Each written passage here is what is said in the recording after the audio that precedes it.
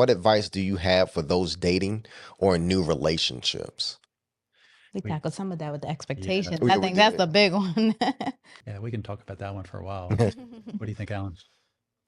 Yeah, I mean, you mentioned, I mean, particularly for younger couples, I mean, one of the big thing, I mean, like, because most people find their partner nowadays on dating sites, Right, right? right. That's where people go, and because of the dating site, the primary thing that drives people is physical attraction, Yep. right? Because you click on the looks of, because you don't know the person, so when you Mhm. initiate, that's where it's no, that's nothing new, because people have always been physical attraction has always been a thing. But I think with dating sites, it's more like that because of the way it's set up, right? Hmm.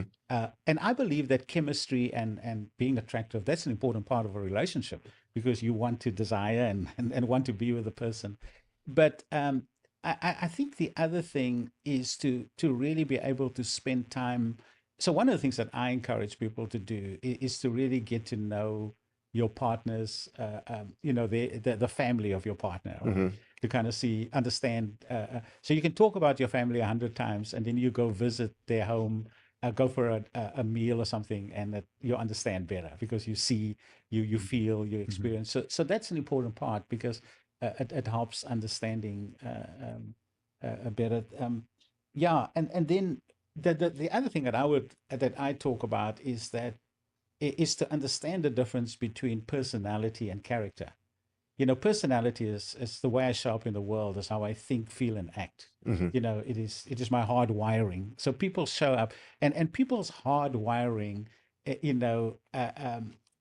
like they say, the best predictor of past behavior is future behavior, right? Now, part of it doesn't mean that people can't change. People can certainly change.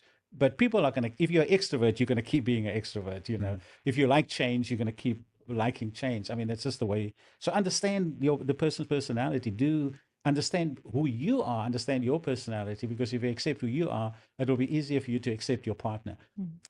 But character, so personality is like your basic instinct, but character is where you prioritize your values over your instinct. It's not what you want to do, is what you choose to do. So you don't get born to be a person who speaks the truth. That's something that you choose to do. Mhm. Kindness and all these character things. Mhm. So I think for a couple, when they come together, the physical attraction, understand the personality, but also understand what are the values of this person. What is it that's important to them? Because ultimately, the values is going to be the key thing Mhm. around which you want to rebuild your relationship. And a value is simply what you make important to you. Mm. Mhm. So if someone, you're dating someone and you see they work like crazy and they want to make money, now you've got to make peace with that, because that's Mm. the way it's going to be. Yeah. Mm. Yeah. So people see these things, and sometimes they even admire it. And now when they're married, they're kind of like, oh my gosh, what's going on here? This guy's forever at work. He's not home, and so on. And then you act surprised. Mhm. But there's no really surprises, Mhm. because it's been like that, right? Wow. Yeah.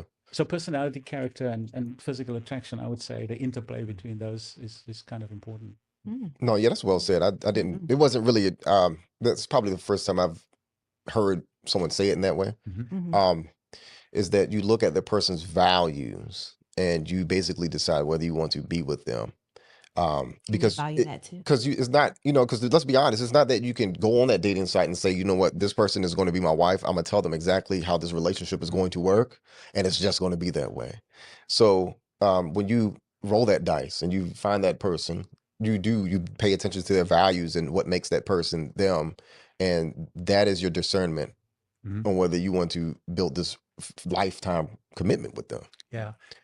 Yeah, and to be clear on the values, it's words like spirituality, Hmm. love, kindness, patience, industry, supportiveness. So it's these beautiful values that people have, and to make sure there's compatibility, but also make sure that they're actually the good values that we want in a marriage. Right, most definitely.